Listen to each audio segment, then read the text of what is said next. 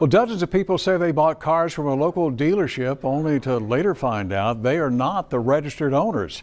Now the Texas Department of Motor Vehicles is looking into those title complaints against the dealership. Our investigative reporter Jessica Savage has talked with several of those folks who say they didn't learn about their car title problems until it was too late. Jennifer White's car purchase ended with a phone call to police. I thought it was stolen. She woke up one morning for work and found herself stranded. The only clue was video captured on the home security system. I called the police and they watched the video and said that it appeared to look like a repo. Repo, as in repossession. As it turns out, Corpus Christi Subaru took the car because she was late on her payment. White does not dispute that. She says that happened after she confronted them about failing to transfer the car title into her name. And she says she later found out why. They fraudulently sold me a car that belonged to somebody else. For over a week, we tried to reach dealership owner Ronald Lillard. On Thursday, Lillard agreed to talk to us. We asked about White's accusations. We follow all the guidelines and procedures when we will not sell a vehicle without ownership of the vehicle.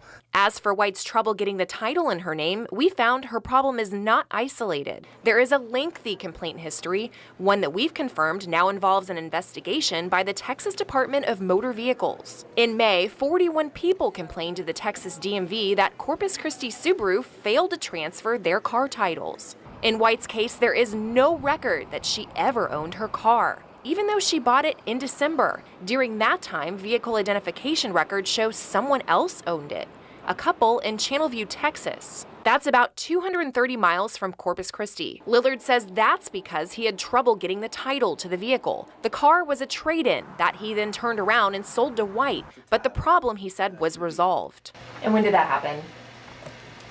I don't remember the exact date.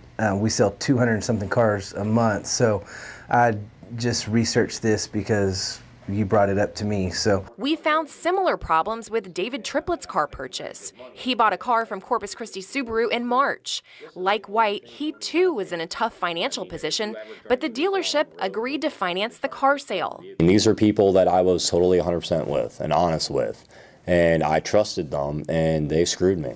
Vehicle identification records showed Triplett never owned his car. Instead, it was titled and registered to a couple in Refugio. Lillard says that's because the car he sold Triplett was bought at auction, and it can take months to transfer the title. State law says a dealer who finances a car has 45 calendar days to file the transfer paperwork. Many of the complaints that went to the state first started here, and that's part of the reason why the Nueces County tax assessor collector Kevin Kieschnick says he contacted the DMV.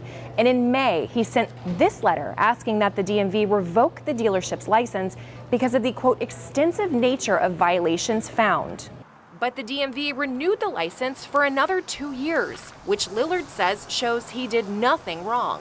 But former employee Benjamin Dalvalina says he noticed problems a year and a half ago. Sneaky, shady, just overall, no, not a good feel for a dealership. And that concern is what he shared with the Texas Attorney General's office. He filed a formal complaint in March of last year about concerns that customers were being ripped off. Here's what he says happened to a woman who bought a car there. The check engine light was on in the car, and we had made it a condition of the sale to fix it. When that vehicle went to detail, transmission just went out, and she's stuck in that car.